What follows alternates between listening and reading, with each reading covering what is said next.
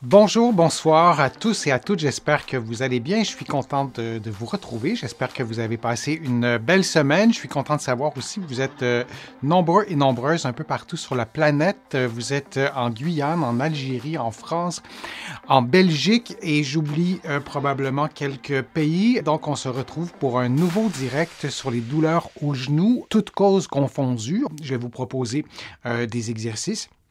Donc, on va faire tout ça ensemble. Vous allez aussi trouver beaucoup d'informations dans mon livre Conseils d'un physio pour une meilleure posture et des articulations en santé. Je parle notamment de la santé du genou. C'est une articulation qui est importante. Fonctionnellement aussi, c'est une articulation. On a besoin de nos genoux pour fonctionner, pour marcher, pour se déplacer. Nos genoux sollicitent des muscles qui sont très, très puissants, nos muscles qui sont les plus forts.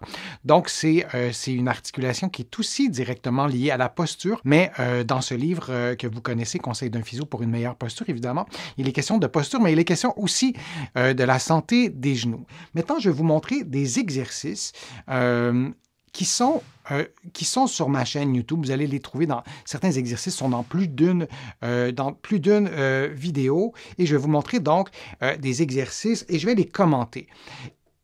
Alors, premier exercice que je vous montre, alors c'est un exercice de flexion. Alors, je vous ai dit, on veut travailler la mobilité et la souplesse. Quelle est la différence entre la mobilité et la souplesse? La mobilité, vous allez vouloir mobiliser votre articulation. Alors, si j'ai un problème de blocage de mon ménisque et mon genou ne plie plus au-delà de 45 degrés, peu importe, il y a un blocage, j'ai un manque de mobilité et je vais faire des exercices de flexion pour peut-être parvenir à récupérer cette mobilité malgré une déchirure méniscale, tout ça en ayant consulté, en ayant eu l'accord du médecin. Ça, c'est la mobilité. Alors, je peux le faire de cette façon-là, en pliant mon genou, mais là, on s'entend que si il me manque beaucoup de mobilité, j'aurai de la difficulté à le faire. J'aurais pu vous montrer aussi tout simplement coucher sur le dos, vous pliez votre genou. Ça ne peut pas être plus simple que ça. Et on fait des mouvements, on fait 5 mouvements, 10 mouvements, on fait peut-être 2 séries et on intègre ça à d'autres exercices, bien sûr. Si on veut travailler la souplesse, donc disons que mon genou, il n'y a pas de blocage mécanique. Par contre, mes muscles sont très tendus. Mon quadriceps, ce muscle de la loge antérieure qu'on voit en ce moment, est raide. Eh bien, je pourrais peut-être faire cet exercice-là, coucher sur le côté. Donc, ce sera beaucoup plus facile. Je n'ai pas à faire d'efforts musculaires et je peux me concentrer sur la souplesse musculaire. Lorsque vous faites des exercices, c'est vrai, oui, c'est important de tenir compte de ces 5 points-là, mais il faut aussi vous souvenir, c'est vrai pour le genou, mais c'est vrai pour toutes les articulations, c'est intéressant aussi de faire les exercices dans plus d'une position. Donc, vous faites l'exercice de souplesse et de mobilité, mais en l'occurrence ici, c'est un exercice de souplesse du quadriceps et du psoas, mais vous le faites aussi dans une autre position. Par exemple, en fait, je pourrais vous poser la question, dans quelle position vous pourriez faire cet exercice sans vous lever? Et ce n'est pas si intuitif. Ben, je vous ai posé la question, je suis certain que vous avez la réponse, mais comme ça, chez vous, seul, c'est peut-être pas toujours intuitif de penser à faire l'exercice comme ça, couché sur le ventre, et de vous aider avec la main. Sur la vidéo, là, j'ai mis la vidéo à pause. Vous voyez que j'ai une serviette. J'aurais pu prendre une serviette aussi, tenir la serviette dans mes mains et entourer la cheville. Ça devient plus facile. Et lorsque vous faites l'exercice dans cette position-là, je vais avancer un petit peu la vidéo. Oups, comme ça, c'est-à-dire, ça vous permet de faire quoi? Ça vous permet de tenir compte de la position de la hanche. Votre hanche n'est pas fléchie. Si vous faites l'exercice couché sur le dos, le genou plié, votre hanche, elle est en flexion. Alors que vous ayez de l'arthrose, que vous ayez une tendinite de la patte doigt, que vous ayez un kyste poplité, c'est une question qui est revenue souvent, un kyste de Baker, vous allez trouver une vidéo qui vous présente, qui vous donne beaucoup d'informations sur ça, sur ma chaîne YouTube. C'est important de maintenir un maximum de mobilité. Alors, peu importe votre diagnostic, vous faites l'exercice de souplesse.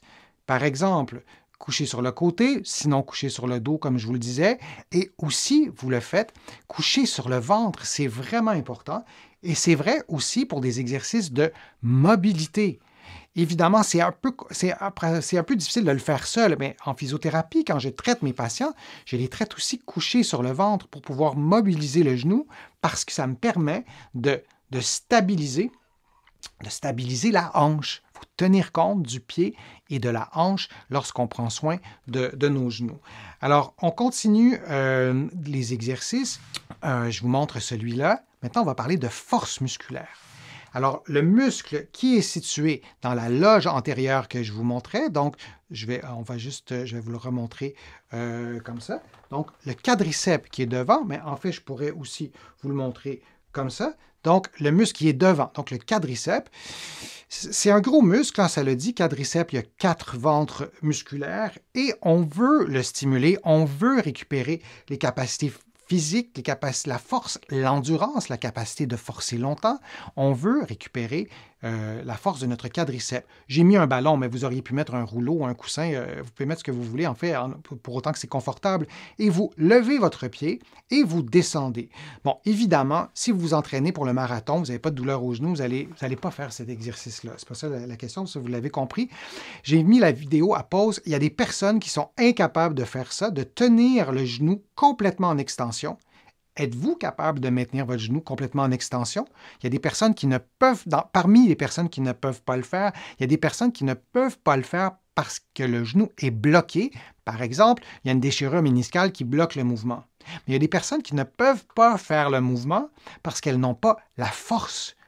Il n'y a pas de raideur. Si moi, je prends le pied, ça fonctionne, j'arrive, il n'y a pas de raideur. Mais ces personnes n'arrivent pas à lever le genou et à le maintenir, je vais le replacer comme ça, à maintenir le genou tendu. C'est un sérieux problème lorsqu'on souhaite récupérer les capacités de notre genou et surtout lorsqu'on souhaite se libérer de la douleur. Donc, c'est un bon exercice à faire. Vous mettez un ballon, comme je vous le disais, un rouleau ou ce que vous souhaitez et vous pouvez varier la hauteur de l'objet en question, en l'occurrence ici, du ballon. Et vous faites 3 séries, peut-être 2 séries de 8, 10, 12, 15 mouvements. Vous pouvez mettre un poids à votre cheville, vous pouvez augmenter le niveau de difficulté, mais si vous ne parvenez pas à faire ce mouvement-là, probablement que dans la vie de tous les jours, votre genou ne bouge pas normalement. Et là, pour être bien clair, il y a des personnes qui n'arrivent pas à faire ça. Mais quand on les regarde marcher, quand on évalue la force de leurs muscles des cuisses, ça va bien, la force, elle est presque normale, mais ils ont une perte ciblée, localisée, disons, à un angle, à quelques angles précis, particulièrement l'extension. Vous pouvez aussi faire une extension de la hanche, une flexion de la hanche en maintenant votre genou tendu. Et là, c'est un peu ce que je disais pour l'exercice précédent. Il y a des personnes qui font ça et qui sont incapables de maintenir leur genou tendu. Êtes-vous capable de faire l'exercice et en maintenant votre genou tendu? Et lorsque vous faites l'exercice, vous pouvez arrêter le mouvement à cet angle-là. Lorsque vos cuisses sont parallèles, il y a des personnes qui n'ont pas la souplesse. Par exemple, les muscles qui sont situés dans la loge postérieure de la jambe, qui n'ont pas la souplesse pour lever plus haut. Ce n'est pas un concours de souplesse, cet exercice, c'est pour stimuler la force. Alors, vous faites une flexion en maintenant le genou tendu et vous redescendez. Vous pouvez maintenir la position, garder 30 secondes et revenir au sol et faire 5 fois, 10 fois. Et vous pouvez aussi descendre, mais vraiment très lentement, là je n'arrive pas à le faire, mais avec la vidéo, en manipulant la vitesse de la vidéo, mais vous pouvez descendre très, très, très, très lentement. Ça peut être aussi une façon différente de stimuler la force musculaire. Alors, on est dans le premier item, la force. Tout à l'heure, on a vu la mobilité et la souplesse pour le genou. Alors ça, c'est important. Et regardons aussi d'autres exercices pour la force du quadriceps, pour les muscles qui sont dans la loge supérieure à la partie avant. Vous pouvez faire une extension du genou en position assise Et c'est toujours important de vérifier tout ça. Et si vous arrivez à le faire, ben, vous faites pas à la limite, vous ne faites pas l'exercice. Mais si vous voyez que c'est difficile, vous faites l'exercice et vous allez peut-être percevoir des tremblements dans le genou. Alors, assis sur une chaise, mais vous avez remarqué que j'ai mis un rouleau en dessous du genou. Ce n'est pas anodin. Et lorsqu'on met un rouleau, ça nous permet de maintenir la cuisse à l'horizontale. Et si je n'avais pas mis ce rouleau, vous pouvez vous imaginer que ma cuisse aurait été aurait été inclinée un peu vers le bas. C'est important de mettre un rouleau en dessous du genou pour stimuler efficacement le quadriceps, pour le dire comme ça. Alors, vous levez votre genou. Je suis dans l'illustration à gauche, vous aviez compris. Et vous pouvez maintenir quelques secondes et descendre. L'illustration de droite, vous savez que j'aime bien l'exercice de la chaise. Alors, vous prenez la position de la chaise au mur que vous maintenez 30 secondes. Vous pouvez le faire 4 fois. Et vous pouvez aussi le faire dans l'illustration où on voit le chiffre 2 à l'extrême droite. Je ne sais pas si vous pouvez voir, mais en levant le pied droit ou gauche, là, on fera sur les 2 pieds, et donc on doit transférer le poids sur le pied gauche. Quand on regarde comme ça la photo, on dirait que je fais de la lévitation, mais c'est possible de le faire. Il faut transférer notre poids, évidemment, se replacer un peu sur le mur. Et c'est une façon intéressante aussi de stimuler la force musculaire des quadriceps. Vous avez été plusieurs à m'écrire. Vous n'arrivez pas à prendre la position accroupie. Comment vous pouvez faire pour retrouver cette capacité-là? On a besoin, évidemment, de mobilité. Là, si votre genou est complètement bloqué parce que c'est bourré d'arthrose, vous n'y arriverez pas. Mais c'est important de pouvoir utiliser la mobilité que vous avez si vous arrivez à plier à 45 degrés, disons 90 degrés. Mais dans la vie de tous les jours, quand vous êtes debout, vous ne pouvez pas plier vos genoux à plus de 45 degrés. Il vous manque donc un 45 degrés. C'est important d'essayer de retrouver la force, au moins dans la mobilité que vous pouvez utiliser, malgré, par exemple, une raideur majeure qui serait causée par l'arthrose. Et ça, l'exercice de la chaise au mur, c'est une bonne façon de faire. Vous pouvez adapter l'angle de flexion. Et j'ai beaucoup de mes patients qui me disent non, moi je suis incapable de faire ça, je ne l'essaierai même pas. En l'occurrence, ma mère, lorsque je l'ai traitée pour sa fracture de hanche, et elle est parvenue à faire ça de façon impressionnante. Il y a Audrey qui pose la question. Pour la chaise, il faut avoir les genoux à 90 degrés. Donc, on va reprendre, je cherche ma petite illustration, on va reprendre la photo. OK, donc, doit-on avoir les genoux à 90 degrés? Pas nécessairement, et surtout pas si vous n'avez pas la force pour le faire. Donc, vous placez vos genoux à un angle qui convient à vos capacités physiques et vous tentez de faire l'exercice de façon à ce que vos pieds soient vis-à-vis vos genoux. On ne veut pas que les pieds soient très près du mur, par exemple, et qu'il y ait un angle au niveau des tibias. Je ne sais pas si je suis clair. Donc, non, ce n'est pas nécessaire d'avoir les genoux à 90 degrés, mais c'est absolument indispensable d'avoir un angle qui nous permet de stimuler la musculature, parce que sinon, ça donne peut-être pas grand-chose. Le niveau de difficulté doit être quand même adapté à nos capacités physiques, ce qui veut dire que le niveau de difficulté soit présent. Si c'est trop facile, ça ne donne rien.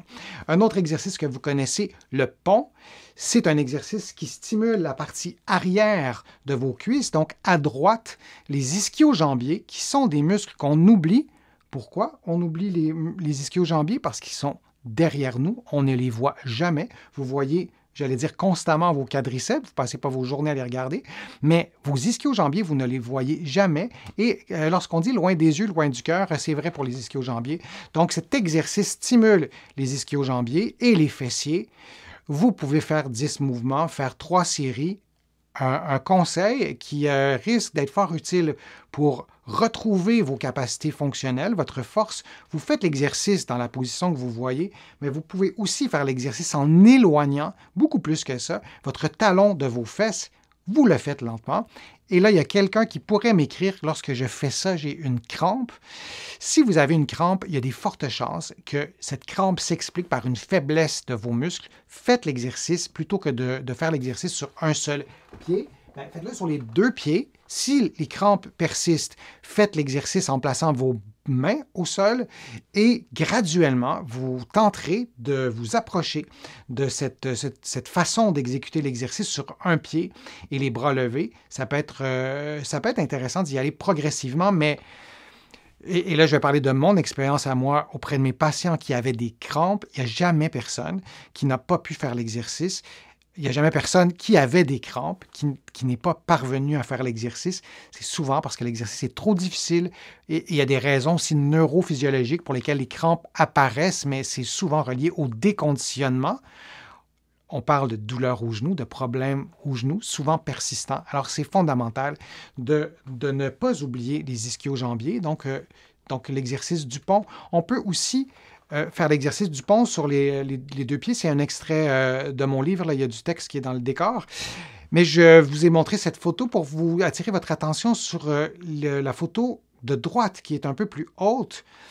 C'est un peu l'inverse de l'exercice du pont, dans l'autre plan de l'espace. Je vous disais tout à l'heure que vos exercices doivent toujours être faits dans plusieurs positions. Je sais que c'est simple à entendre. Concrètement, lorsqu'on fait un exercice précis, parfois on ne sait pas trop comment l'adapter, mais l'exercice du pont, vous voyez une façon de l'adapter. Alors, vous le voyez, vous levez votre cuisse en maintenant votre genou fléchi. Vous pouvez mettre un poids à la cheville, ça sera plus facile. Vous pouvez maintenir la position 10, 20, 30 secondes et ça vous permet aussi de stimuler ces ischio-jambiers, des muscles qui sont liés à les ischio-jambiers et les fessiers aussi, qui sont stimulés par l'exercice du pont, mais qui sont directement liés à vos genoux, bien sûr, mais aussi à vos hanches. Alors ça, c'est important. Il y a les muscles aussi à la partie latérale des cuisses, donc du genou, en fait. Il n'y a pas de muscles après mon modèle anatomique, mais ces muscles sont sur le côté. Ces muscles vont s'attacher sur la hanche. Il y a les fessiers aussi qui sont interpellés dans des mouvements latéraux. Si vous placez votre main sur la partie latérale de votre fesse, faites ça debout, puis tendez donc le genou et poussez dans le mur, genou tendu. Avec votre pied, vous allez vous rendre compte que les fessiers, la partie latérale des fessiers, se contractent. Et permettez-moi d'avancer un peu la vidéo parce qu'on va revenir à ce que vous voyez un petit peu plus tard. Donc, on va plutôt aller ici. Donc, et lorsqu'on veut stimuler les fessiers, on peut faire un mouvement comme ça, latéral. En fait, c'est hyper important de faire ce type de mouvement pour rééduquer le genou. Et donc, on peut faire, peu importe, 8, 10, 12 mouvements et faire 2 ou 3 séries. Et on a aussi les muscles qui sont situés à la partie interne du genou. Si on regarde les ischio-jambiers, par exemple, on voit, et si on regarde aussi, même de face, on voit qu'il y a des muscles à la partie interne de la cuisse, autant à l'intérieur qu'à l'extérieur. Et on voit facilement que ces muscles s'attachent sur le genou. Donc, on doit aussi les rééduquer. Le genou, je vous l'ai dit, le genou, ce n'est pas une articulation simple, c'est une articulation qui est complexe. Donc, c'est important aussi de faire des exercices comme celui-ci. Couché sur le dos, vous levez votre jambe, genou tendu, cheville tendu. Aussi, on doit tenir compte de la position du pied. Et vous faites des répétitions de 8, 10, 12 mouvements, 2 à 3 séries.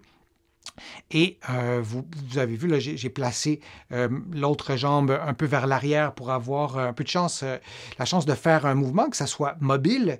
Et c'est vraiment important de travailler ces muscles-là. On a terminé le direct. Je suis toujours ravi je me répète, mais c'est important pour moi de vous le dire, de vous retrouver, de vous savoir nombreux dans toute la francophonie. Et plus, il y a des personnes du Portugal, il y a des personnes qui sont à l'extérieur de la francophonie. Et donc, n'hésitez pas à me poser vos questions sur les réseaux sociaux. Je vous en parle régulièrement. Vous pouvez contribuer à mes plateformes. Je vous le dis chaque fois parce qu'en fait, c'est indispensable pour moi d'arriver à équilibrer en fait le budget. Pour parler très très clairement, il y a plusieurs trucs techniques dont j'ai besoin pour pouvoir faire les directs. Entre autres, il y a beaucoup d'abonnements que je dois payer finalement pour avoir accès aux banques de données, pour avoir accès aux vidéos, tout ça. Et j'ai pris le défi d'offrir des contenus gratuits. Il y a Sylvie qui posait la question, qu'est-ce qui vous motive à offrir des vidéos comme ça? Et ce qui me motive, et de plus en plus, c'est que j'ai le privilège de pouvoir m'adresser m'adresser à des centaines de milliers de personnes qui, parfois, n'ont pas accès à des soins, qui n'ont pas accès à parfois même à un médecin. Moi, je suis physiothérapeute, et donc de pouvoir aider ces personnes à s'aider elles-mêmes, c'est ce qui me motive vraiment à faire les vidéos. Et donc, j'ai pris le pari d'offrir des choses gratuitement. Vous pouvez aller sur mon site web, le www.denisfortier.ca, et vous abonner gratuitement à des infolettres et des courriels thématiques.